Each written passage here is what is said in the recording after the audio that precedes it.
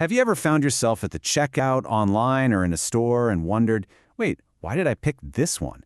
Or maybe you've added that extra thing to your cart at the very last second and you're not totally sure why. Well, today, we're going to pull back the curtain on the hidden science of why we buy what we buy. Now, seriously, just take a second to think about it. The last thing you bought, was it the price, the 5-star reviews, or maybe just the way the ad made you feel? That split-second decision, it feels simple, but it's actually the very end of a long, pretty fascinating journey. And that's exactly what we're going to unpack. You know, there's actually a name for this whole process. It's called consumer behavior.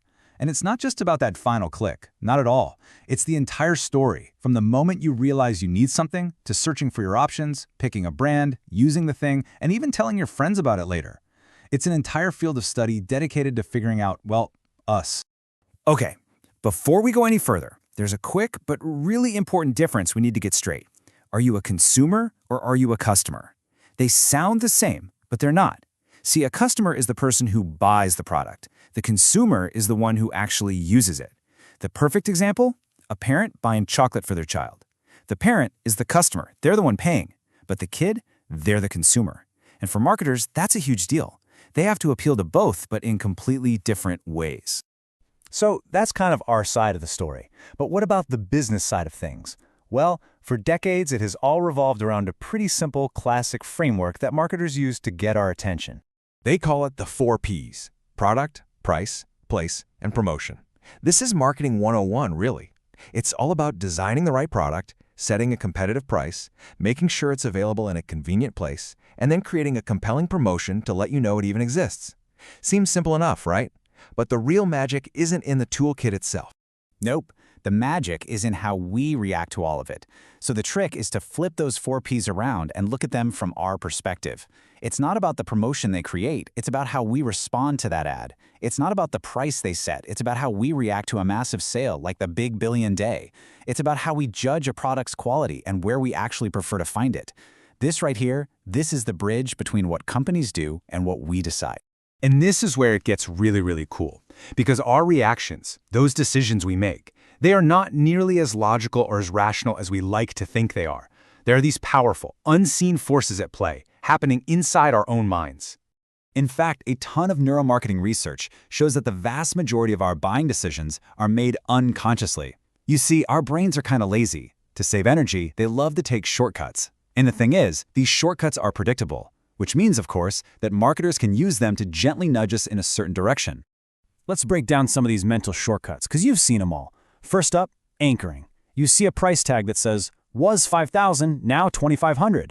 Your brain immediately latches onto that first number, the $5,000, making the new price feel like an absolute bargain.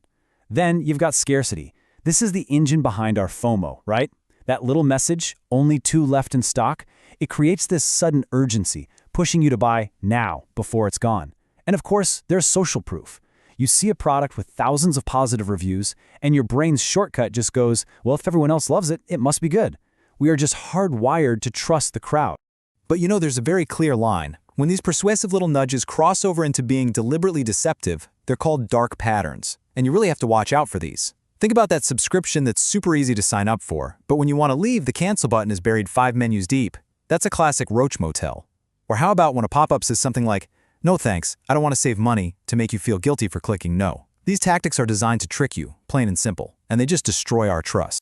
So if these psychological tricks are the engine, then modern technology is basically the rocket fuel.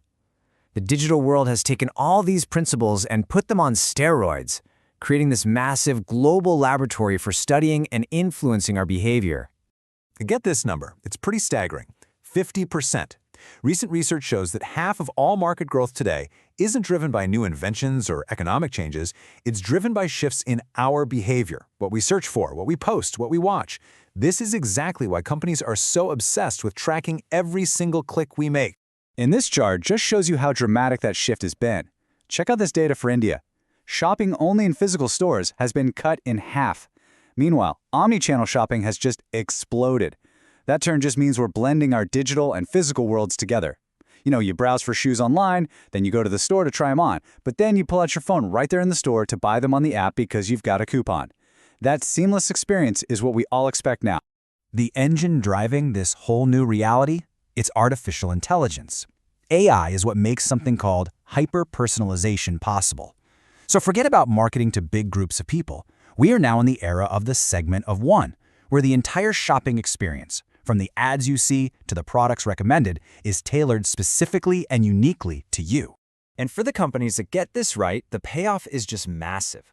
Mastering this kind of personalization can boost revenue per user by a potential 166%. I mean, that's not just a small tweak, that is a complete game changer. It's exactly why your social media feeds are just filled with personalized ads and recommendations. Because, well, they work. And you see this in action every single day.